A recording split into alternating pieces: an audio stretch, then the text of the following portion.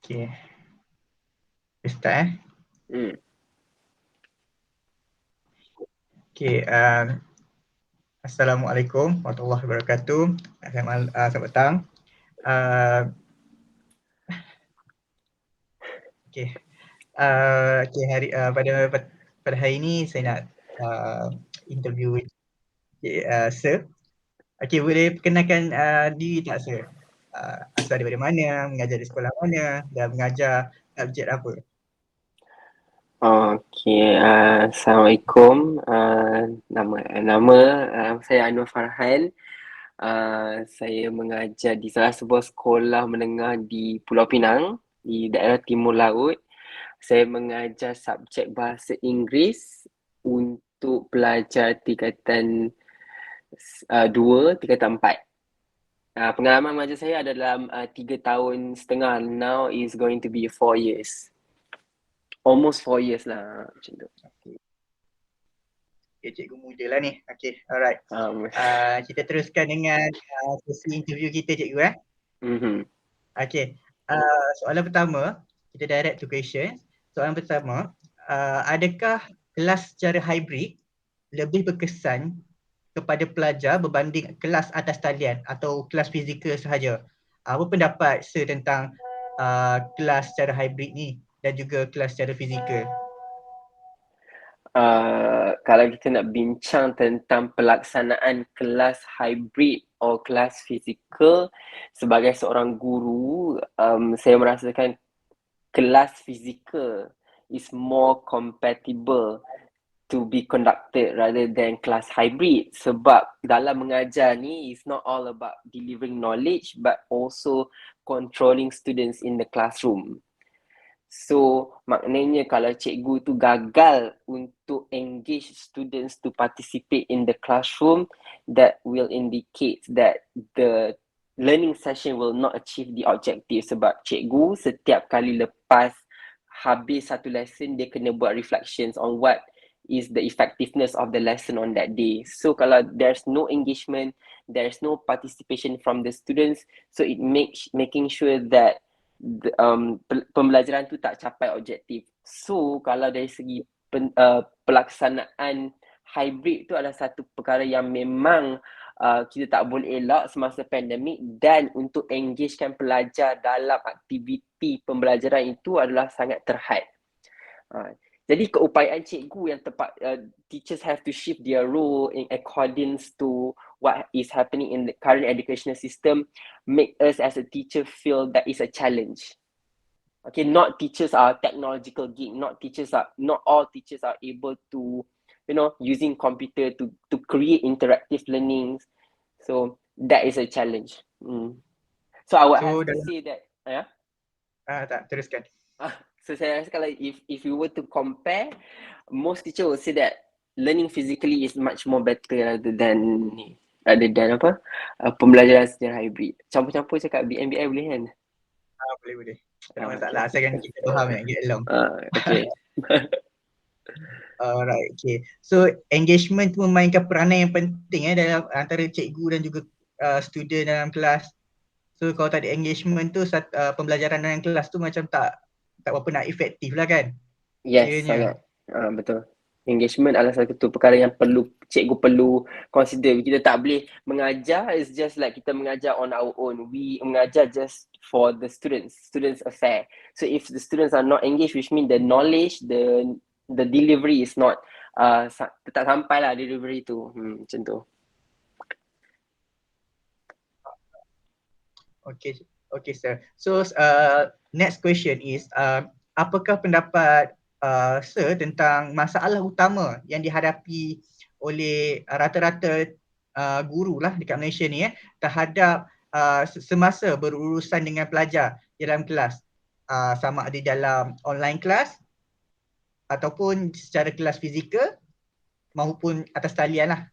Cabaran yang utama ketika cikgu berhadapan dengan pelajar. Alright. So if I were to answer that question, I would have to say that regardless of the fact that of whether it's a hybrid learning or whether it's physical class learning, teachers face a greatest challenge where students they don't have a prolonged attention span. Maksudnya pelajar ni dia tak boleh retain dia punya attention tu dalam keadaan yang lama. They won't be attentive. The maximum that they can be attentive to the classroom learning would have to be only one period, like 30 minutes or 20 minutes or 25 minutes. The rest, if the lesson were conducted in 2 periods, they will not be attentive. So it demands a greatest challenge for the teachers to actually get students to be attentive during the lessons. Itulah masalah utama. Kalau kita nak tengok the main problems, tak kisahlah it's either hybrid learning or it's a physical class learning, it's all about attention span of the students.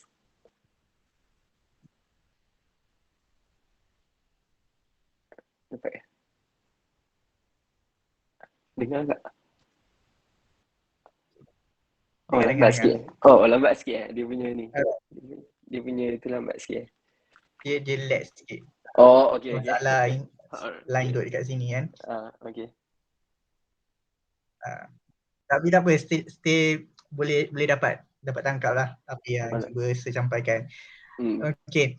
So kita teruskan dengan next question apakah cara yang dilakukan oleh guru untuk para guru ni menarik perhatian para pelajar dalam kelas masa pembelajaran?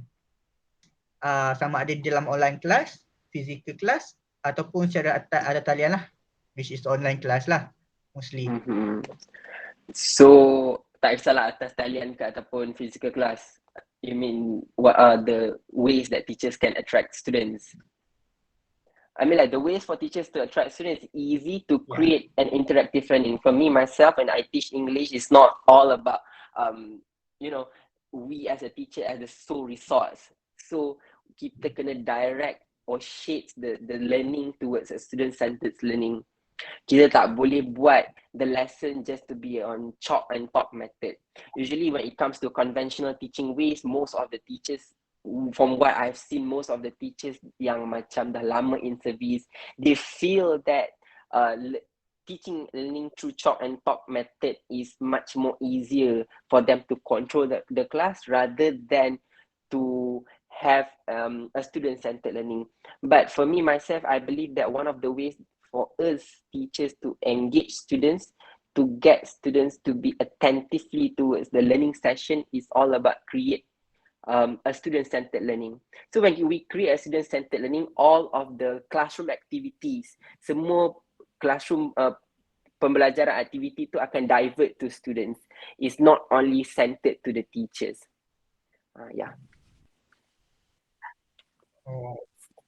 Alright.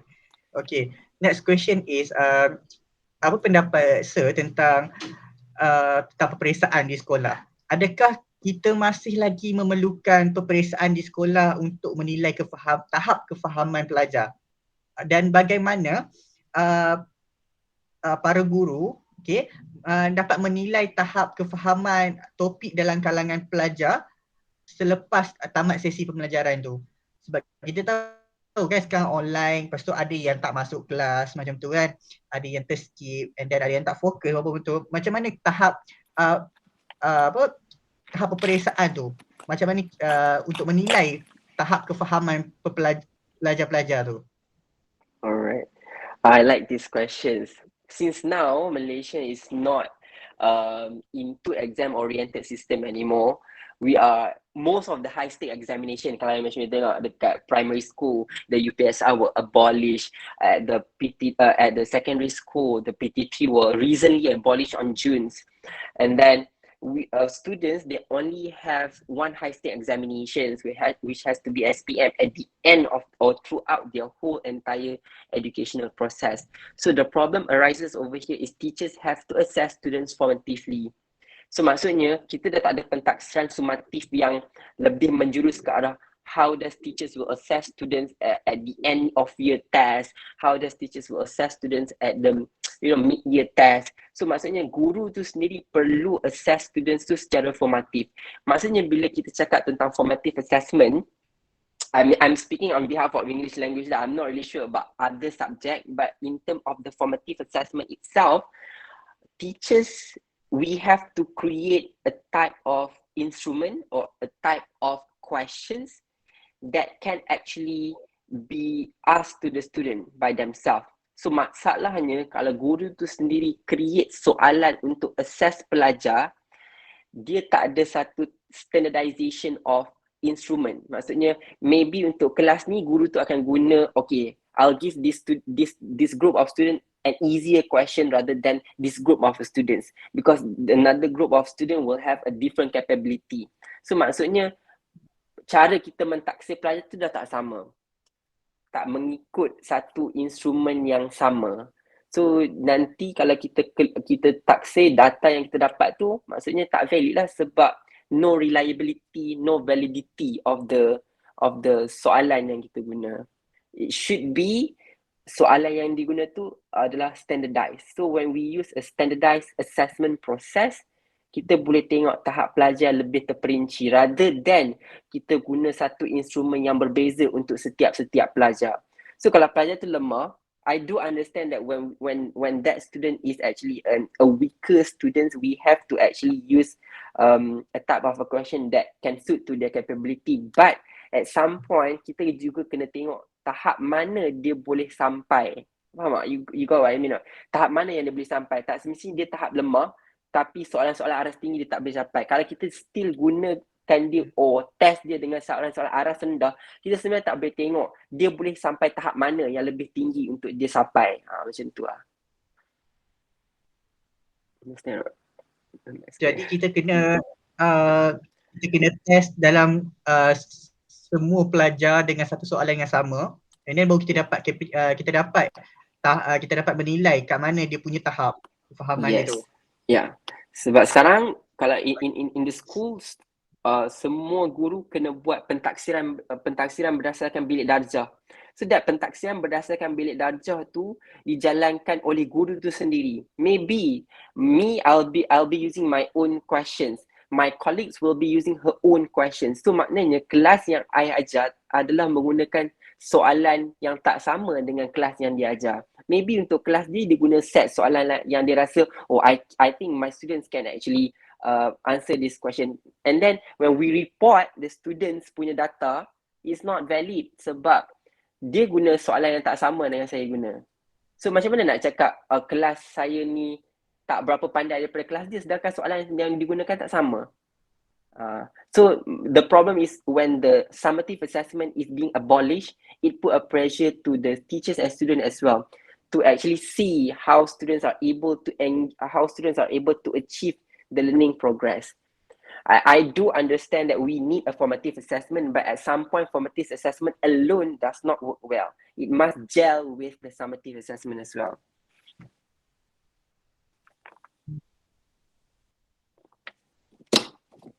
So adakah apa pendapat saya tentang adakah pihak sekolah sendiri yang akan memberikan soalan tu untuk keseluruhan pelajar sekolah tu, ataupun cikgu yang masing-masing yang akan buat benda tu?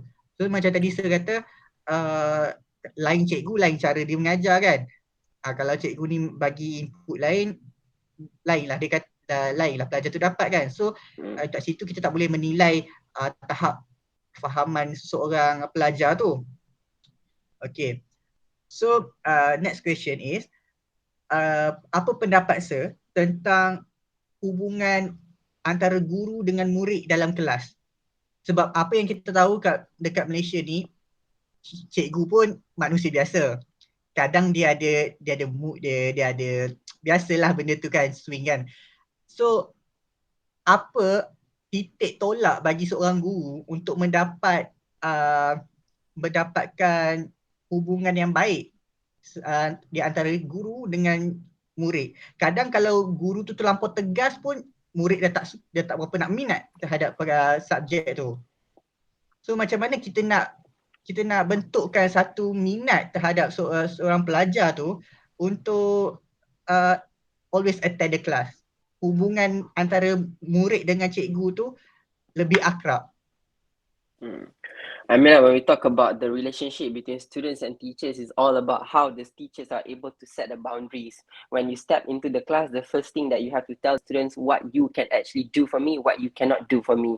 So when you put a basis, or when you put a certain point or a middle line on how student can pass through or what student cannot pass through, so that they understand, oh, this cikgu I boleh buat macam ni, this cikgu I tak boleh buat macam ni. You as a teachers, you have to be caring, at the same time you need to be stern. Stern here means you have to be a bit tegas. Tegas doesn't mean strict, but tegas here means you have to making sure that students know that you are a teacher. Sometimes I do understand when you go for practicum later, okay, because of the youngest teachers coming in school, student will tend to actually treat you as a friends, but that's something that should not be done lah. You can have a have a boundaries between you and your students, regardless to the fact of what age you are. When you step into the school, just they need to making sure at the end of the day you are teachers.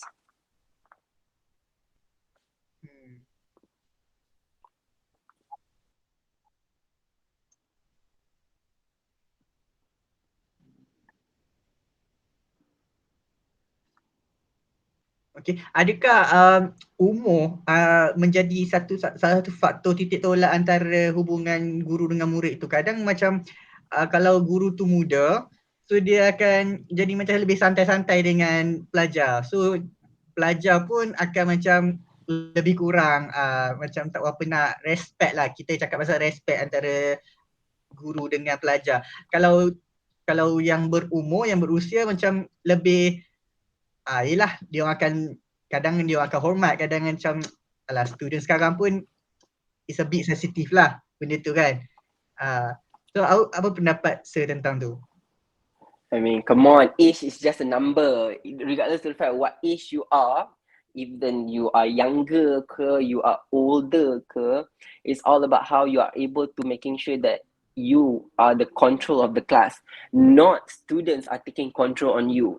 So once you step into the class, like what I said to you just now, you have to be stern in the very first layer.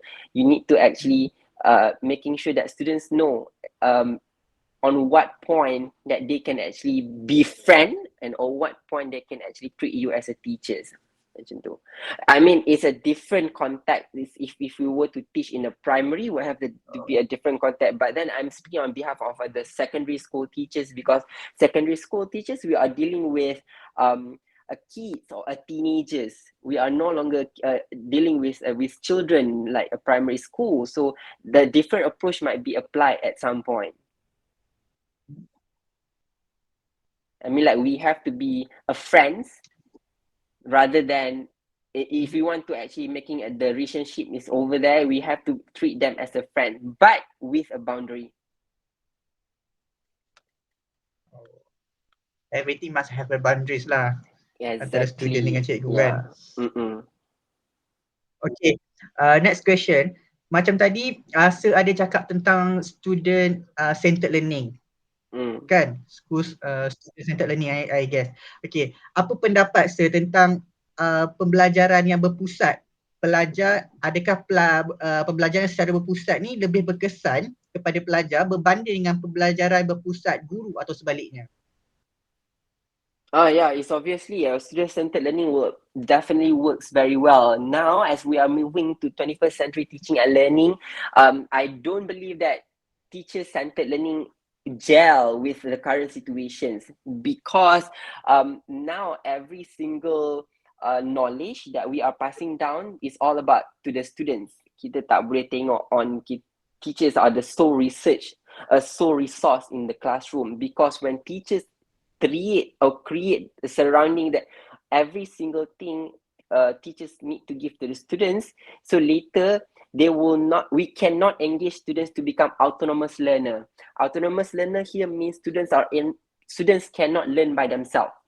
They are not trained to learn by themselves. They are trained that every single thing must be relied on teachers. That does not work well, because when students feel that teachers is the resource of everything, when it comes to examinations, when it comes to assessment process, the student will see that they cannot stand on their own. They cannot make any decisions on their own. So I do believe that student-centered learning is a must-have in class. I mean, like, not in only in the school, but in every lesson. Once teachers step into the class, every lesson must be a student-centered. Even if the teachers want to create a lesson plan, that lesson plan cannot tak boleh menjurus ke arah teacher sahaja. It should be menjurus ke arah semua pelajar. All the activities yang teacher describe dalam lesson plan adalah aktiviti berpusatkan pelajar. Oh. Okay, macam mana pun teachers kena fokus kepada pelajar, bukan berpusatkan kepada cikgu itself, kan? Ya. Soalan terakhir, sir. Okay, apakah pendapat saya tentang motivasi di dalam kelas dan kepentingan motivasi itu dalam pembelajaran? Sebab apa yang kita tahu, seperti mana kita tahu, guru ni sebagai role model lah kepada semua student, kan. So apa kepentingan motivasi itu sendiri dalam pembelajaran? Alright, when we talk about motivation, it can be an intrinsic motivation, it can be extrinsic motivation. Extrinsic motivation is easy to cater, but intrinsic motivation is something that we need to actually cater on. As a teachers, we need to know on how we can attract students in the class, not only by providing reward, something that is very cliche, student won't take a look on that, but how do we attract themselves to be interested in the topics that we are teaching them, in the subjects that we are teaching them. So if I were to describe about motivation, it plays a crucial role to engage students. Okay, it relates how students' engagement can be actually being brought up, and then at the same time it can actually lead to a higher attention span of the student. Sebab tu kalau kita masuk dalam kelas, for example, if I were to teach speaking on that day, okay, if I were to teach speaking on that day, not me speak to the students have to speak to me. I am the one who just need to be a facilitator, giving guidance, giving scaffolding whenever needed. So students have to direct themselves in terms of the learning process. So kalau student tak ada motivations, they cannot be doing that. Sebab tu teachers have to actually attract students with intrinsic motivation by providing a more enjoyful of learning. But I mean, like, in terms of English language, it's easier to create enjoyful learning. But for other subjects, for example, like sciences subject, mathematical subject, I mean, what can I suggest is that hands-on material or practicality in the classroom is very much important. Rather than you learn a theory, but you don't apply it outside of the classroom, so it's not can be engage students, or it's not can actually urge students to learn more. So ada additional questions, okay. Kalau kita berbincang tentang a normal student lah, okay. Andai kata ada some of student dalam kelas kita yang slow learner. So how get into your way. So macam mana dapatkan attention dia untuk sama-sama dalam satu arah pembelajaran tu. Maksud slow learner macam mana kawan-kawan yang dapat, classmate yang dapat, macam tu juga dia dapat. So dia tak ketinggalan. Maksud slow learner tu dia adalah dia tidak ketinggalan lah apa yang belajar. Slow learner tu means dia autism ke macam tu ke dia memang like kurang pandai daripada yang lain ke macam mana? Maksud slow learners tu.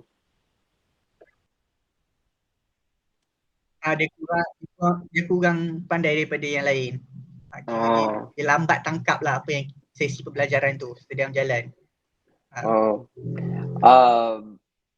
Kalau for that particular weaker students lah, you mean weaker students, what we can do to actually engage them is providing more scaffolding. I believe scaffolding is very much important for the students, because if you don't scaffold students, if you don't guide the students, they will be indirected in the learning. So maksudnya kalau students yang weaker ni, what you can do is to actually provide more scaffolding. For example, if you were to give them a task, I speak in terms of English, for example, if you ask them to determine a tenses or the verb inside of the sentence, for a weaker students, what you can do is to provide a hint or to provide any clue that can help them to answer the questions. that is what you can do for a weaker class. Or for example, a biology subject, you boleh provide, okay, in a hint, or in this question dia nak apa, suruh dia garis. Lepas tu, apa maksud perkataan ni, suruh dia garis. And then that will help them to answer the question, or to move along with other students. The better students, they don't need that kind of scaffolding, but for a weaker students, they need that kind of scaffolding. Alright, thank you sir. Macam-macam yang saya dapat hari ni berdasarkan 7 soalan dan additional soalan yang saya utarakan. So thank you sir sekali lagi sebab sudi meluangkan masa malam ni turut serta dalam sesi interview projek saya malam ni. Thank you again. Alright, I wish you all the best for your assignment. Alright, thank you. Alright.